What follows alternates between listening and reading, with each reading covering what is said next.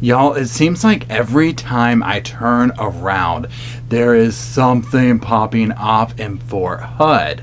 Now, first of all, I'm going to give a shout out to Christina. Thank you for keeping me in the loop with all of the stuff that's been going on there. So today we're going to be talking about some more updates that have taken place recently. Now, first and foremost, in the realm of like getting justice for some of these things that have taken place, let's talk about a recent arrest that was made. This is in relation to the 27-year-old soldier, Brandon Rosecrans. Now remember, he was found on May 18th after someone had done away with him and discarded him. Police are saying that Brandon and another guy whose last name is Rees, they were traveling along in a car, and eventually something happened in that car, and this is when he attacked Brandon. He did away with him and he dumped his body. Now on August 5th, a warrant was served for Rees for this crime. Now here is kind of like the silver lining to that part. He wasn't hard to find because he was already being held in custody. He was already at the Bell County Jail on unrelated charges, so there you go. Now y'all, his bond is now like $1 million.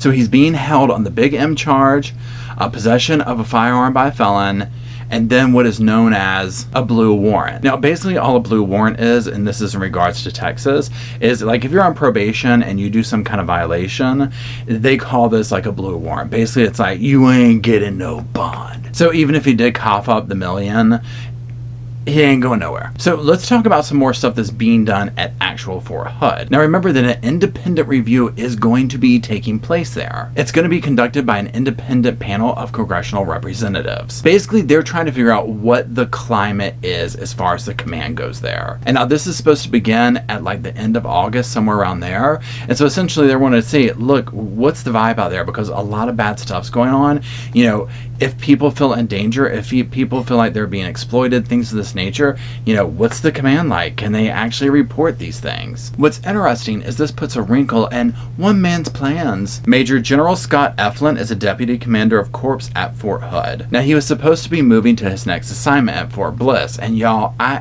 I can't with these names. I'm from North Carolina, so I'm familiar with like Fort Bragg, Fort Macon, you know, things like that. But the Fort Hood, Fort Bliss, and just in the context of this, I'm like, Fort Bliss, really?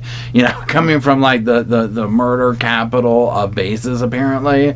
You know, so I just find that completely weird. If you're familiar with like odd named bases, drop it in the comment. Now, also a spokesman for the U.S. Forces Command has confirmed that Efflandt will remain in command at Fort Hood to continue leading the Fort Hood community during the ongoing independent review of the command climate there. So my take on that is they're like, you're staying right where we know you're at. Another Army official said that this does not bode well for Efflandt. He was basically like, anytime there is a delay in taking command of someplace, it's not a good sign. But I feel like this is necessary. I feel like we need answers.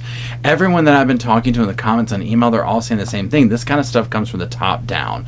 So yeah, we need this review to be done. It needs to be independent, and we want to know what is going on at Fort Hood. Now y'all, sadly, another soldier has passed there. Francisco Gilberto Hernandez Vargas. He was 24 years old. He was from New York. He passed Sunday during a boating incident at the Stillhouse Hollow Lake. Now, people around, there was witnesses and whatnot, they said that they saw him go underwater while on an inner tube, and he never came back up. So even though this sounds more of like a, you know, not a sinister type situation that took place on the base, you know, again, it's always sad to hear of a soldier passing, no matter how. Also, this is like the 5th soldier from Fort Hood that has passed in like the last 3 months. Now y'all, let's talk about Vanessa Guillen for a moment. Now remember, this is the poor young lady who so tragically and horrifyingly lost her life, and that is horrible. We are not even trying to say that it's not, but this has prompted a lot of what we're seeing going on. And so I think that that part of it is amazing, because I do think that she is doing work from wherever she is at to hopefully make sure this kind of stuff doesn't continue to happen. So let's talk about what's being said about that. So Army Secretary Ryan McCarthy, he visited Fort Hood for a couple of days, and he was like talking to all different ranks and kind of just, you know, getting a vibe for like, what's going on here? What can we do to make a change? And obviously, you know, he gave some speeches and talked to everyone there. And he pledged to make an enduring change in honor and memory of Vanessa. He even said that this base has like the most incidents of this nature anywhere. Let that sink in. He said that what happened to Vanessa has become a catalyst for highlighting these incidents within the military. I think a lot of us civilians who had no idea that this kind of stuff went on and that it was so normalized, I guess, and that no one had a voice. I mean, we're just as in shock as anyone else. And so, you know, if there had to be some kind of silver lining to the absolute horribleness that was done to Vanessa, it's that she can continue to live on in her name to make positive change like this. I think that's amazing. Now, McCarthy made the announcement about Project Inclusion while he was there.